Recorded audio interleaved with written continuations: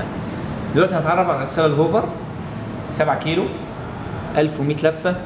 الموديل بتاعي جي في 11 7 دي سي 1 داش اي جي واي. طيب اول هنشوف برامج التشغيل. اول حاجة وضع الايقاف، بعد كده برنامج السريع، بعد كده برنامج الملابس المختلطة، ملابس قطنية شديدة الاتساق زي الملابس البيضاء، بعد كده اكريليك اللي هي الالياف صناعية، في بعد كده ملابس الجينز، ملابس الاطفال، ملابس الصحية او الغسيل الصحي اللي هو الهيجين، برنامج شطف، في بعد كده برنامج صرف ودوران سريع، بعد كده برنامج حرير، غسيل يدوي، ملابس صوف، ملابس خفيفة او غسيل خفيف، برنامج اقتصادي 20 درجة مئوية، بعد كده برنامج اقطان اتساخ قليل، بعد كده وضع الايقاف مرة تانية. لو جينا على وضع البرنامج السريع اقدر اغير وقت البرنامج السريع من خلال الزرار ده. هلاقي عندي هنا 14 30 44. اقدر من خلال زرار تغيير الوقت للبرنامج السريع اغير من 14 ل 30 واطلع ل 44.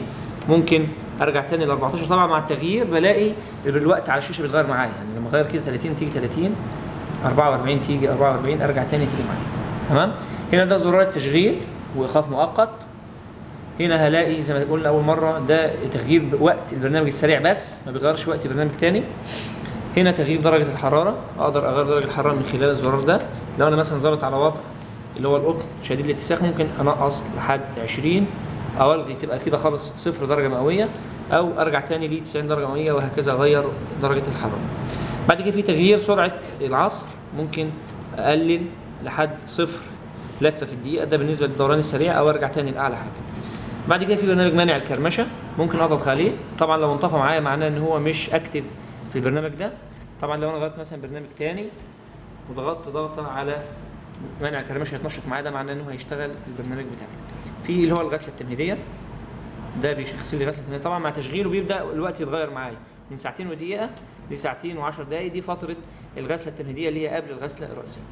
بعد كده في اللي هو الضبط المسبق، بيبدا يقول لي H00 يعني هاخرك التشغيل بنسبه ساعه ساعتين 3، واعمل بعد كده ستارت، يبدا يحسب 4 ساعات تاخير وبعد كده يبدا يشتغل.